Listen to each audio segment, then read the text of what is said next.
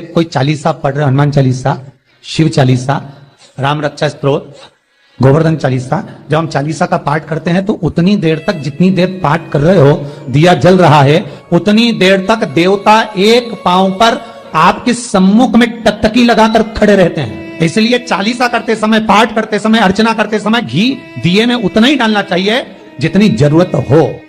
भर कर दिया, रख दिया, हनुमान चालीसा का पाठ पूरा हो गया, तुम तो चली गई चाय पी रही, नाश्ता कर रही, और हनुमान जी वहीं एक पांव पे खड़े, दादा कब ये ठंडा हो, कब मैं घर जाऊं दूसरी जगह। अच्छा, पहले की जो बूढ़ी अम्मा होती ना, डोकरियों, बड़ी चतुर होती है, तुम देखना उनको,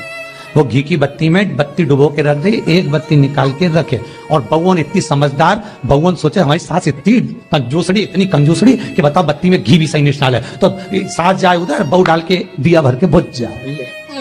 अब सास से पूछो तो सही कि केवल बत्ती क्यों लगाई, एक हनुमान चालीसा पढ़ना है तो बत्ती उतनी लगना चाहिए जितनी पाठ हो जाए। अब इनको कौन समझाए।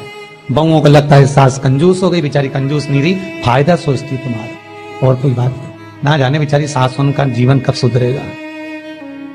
जो भी करती हैं, जब भी करती हैं, अच्छा करती हैं, फिर भी बुरे ही माथे पड़ जाती बेचारी। करे क्या कि जब कोई मनुष्य भगवान शंकर के शिवलिंग का मात्र पार्थिव ही क्यों ना हो, मात्र निर्माण करता है, मात्र निर्माण करता है, और उसने उस शिवलिंग का निर्माण यदि भाव से किया है, प्रेम वश किया है, भगवान को रिझाने के लिए किया है, और वो शिवलिंग का निर्माण प्रदोष के समय पर करा गया है, तो महाराज वो जीवन का सर्वाधिक सुख प्रदान कर देते हैं।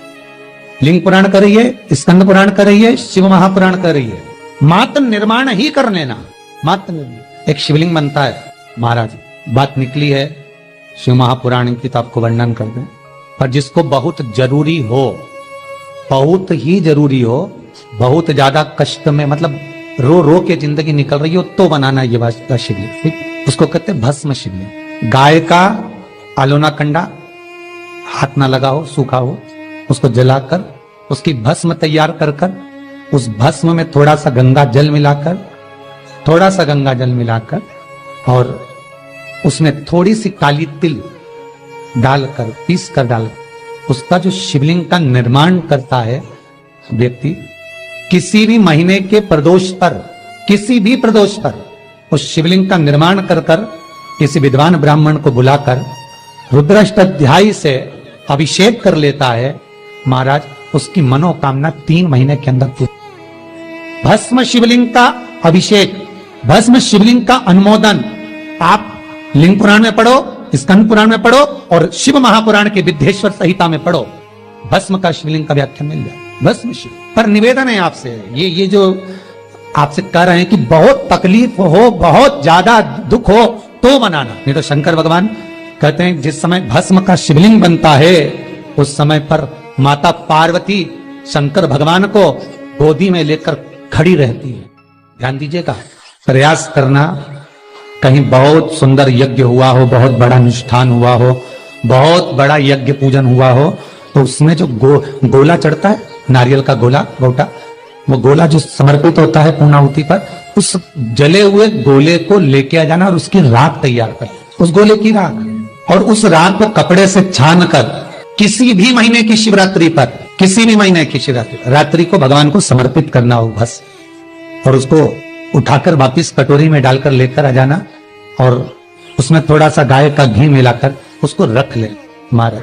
किसी व्यक्ति से अपना कोई काम निकालना है, कोई पैसा खाकर बैठ गया है, नहीं दे रहा, आप मांग मांग कर रह गए, वो चुकाने कोई तैयार नहीं है, 1 रुपया देने कोई तैयार नहीं है, कोई अनाज तुमने किसी को भरा था, कोई व्यापार का काम था, तुमने माल भेज दिया, वो पैसा नहीं भेज रहा, तो वो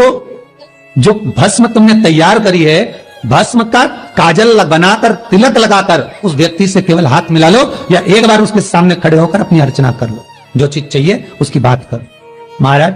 ज्यादा से ज्यादा 15 दिन, ज्यादा से ज्यादा 20 दिन, इससे ज्यादा दिन नहीं लगेंगे और अपना काम सफल हो जाए। भस्म में वो सुंदर भाव वर्णित किया गया, भस्म के अंदर वो भाव वर्णित है महाराज कि भस्म जीवन का सर्वाधिक सुख का अनुभव करा देते शिव महापुराण के माध्यम से, कि भस्म कभी भी घर के शिवलिंग पर नहीं चढ़ाना चाहिए।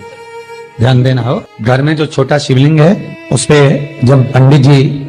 रुद्राष्टाध्यायी का अभिषेक कराएं, अनुष्ठान कराएं, तो पंडित जी भले थोड़ी सी भस्म शंकर पर स्नान में चढ़वा दें, वो बात दूसरी है, पर भस्म कभी भी घर के शिवलिंग पर नहीं चढ़ाना चाहिए। अगर भस्म चढ़ाना है तो कहीं शंकर के मंदिर पर जाओ, कहीं शिव होटले पर जाओ। शंकर का मंदिर भले तुम्हारे घर से थोड़ी दूर पर है, वहां जाकर चढ़ा दो।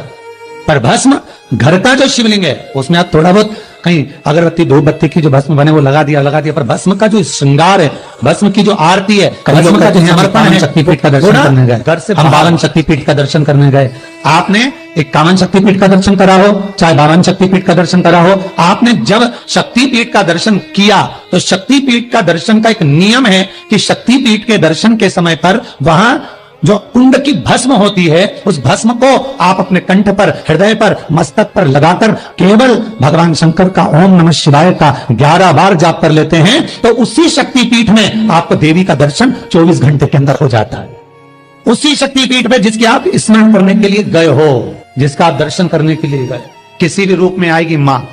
किसी भी रूप में आएंगे भगवान और आपको दर्शन देकर जाएंगे। देवी भागवत में शक्तिपीठ की आराधना का क्रम लिखा हुआ है। मारे कई लोग जाते हैं कामाख्या देवी गए, मनसा देवी गए, हम नैना देवी गए, हम चिंतपूर्णी गए। जो भगवान के जहां शक्तिपीठ है वहां जाकर अगर आप दर्शन कर रहे हैं, थोड़ी सी भस्म, कुछ नहीं है तो अगरबत्ती की भस्म, धूप बत्ती की भस्म जो मिल जाए उसको लगाकर आप 11 बार शिव का जाप करिए। आपको 24 घंटे अगर वहां पर हैं तो 24 घंटे के अंदर मां आपको प्रमाण दे देगी कि मैं आई हूं।